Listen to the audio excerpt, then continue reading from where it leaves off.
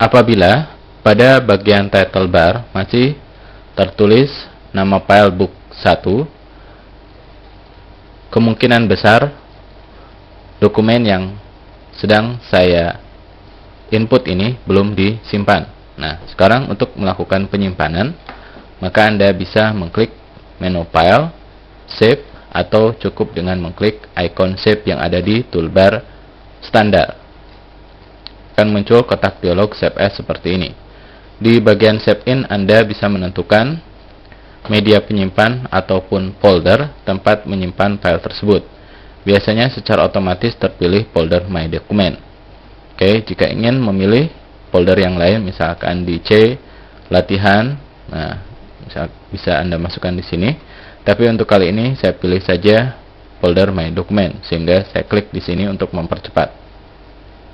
Oke, kemudian di kotak file name Anda tentukan nama filenya. Di sini saya blok dulu, jangan diberi nama book 1 karena mungkin ini nanti akan sama dengan yang lain. Oke, kita blok saja, misalkan saya tulis contoh file Excel. Oke, untuk tipenya Anda pilih saja Microsoft Office Excel Workbox seperti standarnya. Oke, sekarang berarti saya menyimpannya di folder My Document. Nama filenya contoh file Excel dan tipenya tipe file Excel. Klik tombol save. Oke. Selanjutnya, jika saya ingin melakukan perubahan, misalkan dengan mengetik sembarang seperti ini. Oke. Untuk menyimpan perubahan tersebut, saya klik cukup dengan mengklik tombol save. Kemudian setelah itu saya lakukan perubahan dan langsung menutup program aplikasi Microsoft Excel, maka akan muncul konfirmasi seperti ini yang menanyakan apakah perubahan yang terakhir tadi akan disimpan atau tidak. Klik tombol yes jika ya, no jika tidak. Misalkan saya pilih tombol yes untuk menyimpan perubahan. Oke, file tadi telah disimpan di folder My Document dengan nama contoh file Excel. Nah, sekarang jika Anda ingin membukanya dan anggap saja Anda telah menjalankan Microsoft Excel yang masih kosong seperti ini. Untuk membuka file tadi, maka Anda bisa mengklik menu File Open atau cukup dengan mengklik icon Open yang ada di toolbar standar. Nah, di sini Anda bisa menentukan folder tempat disimpannya file yang akan dibuka. Jika disimpannya langsung di bawah C, maka pilih C. Dengan misalkan subfolder latihan. Tapi untuk kali ini kita akan membuka file yang di folder My Document. Dengan nama filenya contoh file Excel, klik tombol Open. Oke, inilah hasilnya. Oke. Atau jika Anda menjalankan Microsoft Excel, nah, secara otomatis di sini akan dijalankan juga touchpad. Nah, pada touchpad ini terdapat beberapa file yang telah dibuka. Salah satunya di sini, contoh file Excel. Oke, langsung mengkliknya sehingga langsung terbuka. Oke. Atau jika ingin membukanya, Anda langsung saja di Windows Explorer buka folder My Document. Oke. Nah, di sini ada file contoh file Excel. Oke. Bisa mendouble kliknya untuk membukanya. Oke, jadi itu tadi cara menyimpan dan membuka file pada Microsoft Excel. Nah, untuk kali ini saya hapus saja, kemudian klik tombol close, yes. Seperti yang Anda lihat di sini, terdapat beberapa data yang tidak terlihat semuanya karena terlalu sempit ukuran kolomnya. Nah, contohnya yang ini. Nah, untuk mengubah ukuran kolom, maka Anda letakkan pointer mouse seperti ini. Oke. Ya, ada anak panah dua arah, kemudian lakukan drag and drop. Oke. Jika masih kurang, kemudian ini juga. Atau jika ingin pas dengan data yang ada pada sebuah kolom, misalkan seperti ini, Anda double klik saja pada, nah, dia akan secara otomatis. Ini juga double klik. Oke. Ini. Oke. Selain lebar kolom, kita juga bisa mengatur lebar baris. Oke. Misalkan letakkan di sini, kemudian kita geser ke bawah. Nah, hasilnya seperti ini. Oke. Ini juga. Oke. Selain dengan menggeser, kita juga bisa merubah lebar kolom dengan membloknya dulu. Oke. Misalkan ini 2 kolom, ingin saya rubah lebarnya sama. Oke. Setelah diblok, lakukan klik kanan, kemudian pilih kolom width.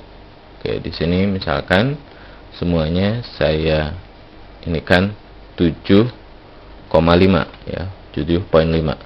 Oke. Oke, ini juga misalkan supaya lebih pasti kita masukkan misalkan 15. Oke. Nah, begitu juga dengan tinggi baris. Oke, misalkan untuk beberapa baris seperti ini, saya lakukan klik kanan, pilih row height. Nah, misal masukkan, saya tulis 14. Hasilnya seperti ini.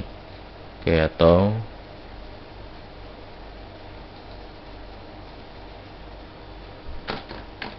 oke, kita undo untuk membatalkan.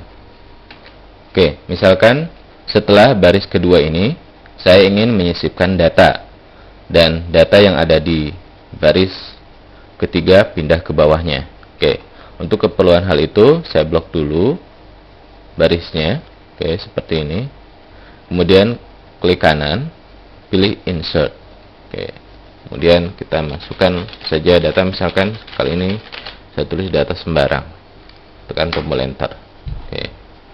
Nah, bagaimana jika ingin menghapusnya?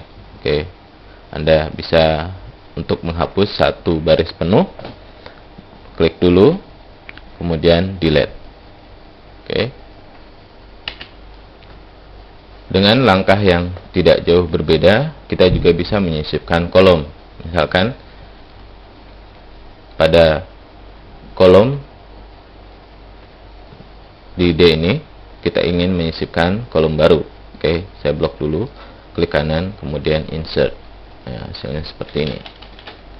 Oke, untuk menghapusnya klik kanan, kemudian delete. Selain menyisipkan satu baris ataupun satu kolom, kita juga bisa menyisipkan per sel. Misalkan saya ingin menyisipkan satu sel di sini, lakukan klik kanan, kemudian insert. Nah, akan ada pilihan seperti ini. Jika pilih shift cell down, maka oke, Anda bisa mengklik ini. Oke, jadi hampir sama tadi dengan menyisipkan satu baris. Oke, Anda bisa mencoba sendiri. Oke, begitupun juga dengan penghapusan. Misalkan klik kanan di sini, delete. Ada pilihan. Oke, kita coba sel, shift cell left. Nah, ini satu sel yang di sebelahnya akan mengganti. Ini kita coba. Nah, yang di atas, yang di bawah kembali ke atas. Oke.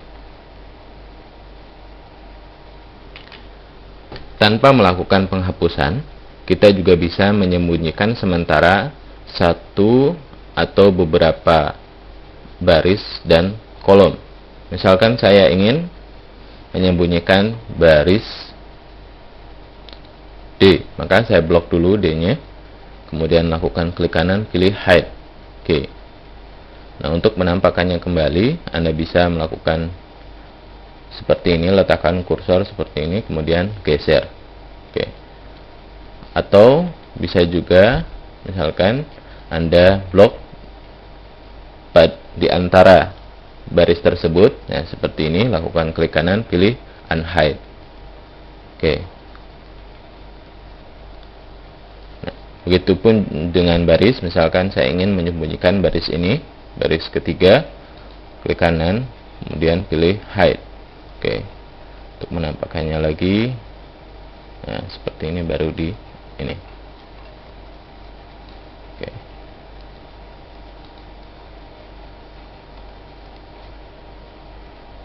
Oke, saya samakan.